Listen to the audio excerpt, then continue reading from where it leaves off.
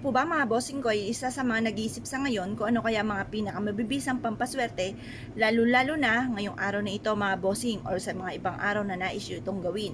Proven po ito mga bossing. Ito po mga bossing ko isa rin sa mga paborito ko na pampaswerte. Di ba nagluluto rin naman tayo ng munggo mga bossing. Masasabi ko lamang mas mainam kung magi-stack na kayo ng ganito at nakalagay sa bote, tapos parang pan-display nyo lang mga bossing ko sa kusina ninyo. Pero sambaga, iluluto nyo rin po ito kapag po biyernes, diba biyernes tayo lagi nagluluto nito. Ngayon pa mga bossing, ang munggo ay bilog, inihalin tulad ito sa barya. Ang munggo ay dilaw, dilaw ay for abundance, tapos ang munggo ay green, green is for money at for kalusugan. Ngayon po, ang munggo, mabilis siyang mag-react na inihalin tulad sa mabilis na reaksyon ng inyong mga wishes, mabilis na pagtugon. Ngayon pa mga bossing, ang gagawin nyo lamang, mag-display po kayo ng ganito sa inyong pong kusina. Or kaya po, kumuha kayo mga bossing ko ng tissue at pagkatapos, basain nyo yung tissue, maglagay ka ng 7 or 5 na munggo sa tissue.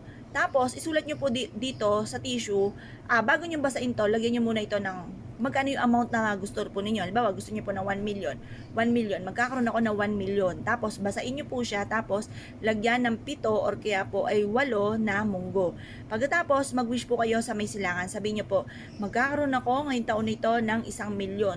Magkakaroon ako ng maraming pera. Ganun po mga bossing, bukod sa sipag at syaga, double time sa pagkayod. Ngayon taon na ito, ako ay yayaman. Ganun po ang inyo pong pag-wish, direct to the point, at naniniwala ka sa inyo pong puso't isipan na magkakatotoo lahat ang inyo pong mga kahilingan mga bossing. Positive ka lamang, kiniklaim ko na ang swerte, tapos tupiin nyo po ito pong ating pong tissue na basa na meron pong wishes at meron pong munggo. Pagtapos ng alas 8 ng umaga, isiksik nyo po ito mga bossing ko sa may itaas na, halimbawa sa may gawing silangan na may bintana kayo, may berhas, isiksik nyo po doon, or kaya po mga bossing ko, isiksik nyo sa may pintuan ninyo kung saan kayo pwedeng magsiksik yung, di ba may screen po tayo, meron dong hindi gumagalaw yung naka-fix. Kung meron kayong maiipitan po doon, mas mainam doon nyo rin po siya ilagay. Proven po ito na maswerte, basta't may 100% kang paniniwala. Mas mainam meron tayong mga pampaswerte na pang-attract ng swerte kaysa po doon sa tipo na bahala na si Batman kung ano mga mangyari. Ngayon pa mga bossing, kung kayo pinaniniwala, subukan nyo po itong gawin. Tapos i-mindset nyo na magkakatotoo lahat ang mga wishes po ninyo. Tapos sabayan palalo ng sipag at syaga, pagiging positibo sa buhay, huwag kang makakalimot magdasal, mag-wish ka kung ano may mga pinapangarap ninyo. Harap po kayo sa may silangan, magtapon ng mga kamalasan, kagaya ng lagi ko po i-share sa inyo sa umaga. Pagkatapos mga bossing ko, yun, kung may mga pagsubok ang pinagdadaanan, ipagdadasal nyo lang ito at huwag nyong isipin ng isipin. Kasi once na marami kang problema, inisip mo ito ng inisip, lalo nyong wini-welcome ang maraming problema, hindi siya nasusolusyonan.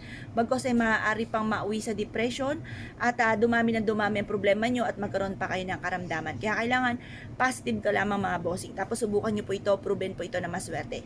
Pag gagawa ka ng mga pampaswerte, isisikreto nyo po, huwag nyo po ito ipagsasabi kahit kanino kasi nakukontra po siya. Kailangan po sikreto lamang. Tapos pwede nyo siyang i-share kapag kayo sinuwerte na, natapos na sinuwerte na kayo, nakamit nyo na yung tagumpay po ninyo.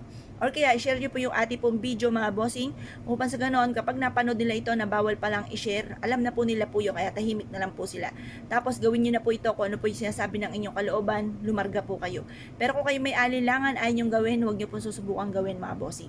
Kaya kung kayo pinaniwala at nais nyo po itong gawin, ay siya mga bossing, good luck po sa inyo po lahat.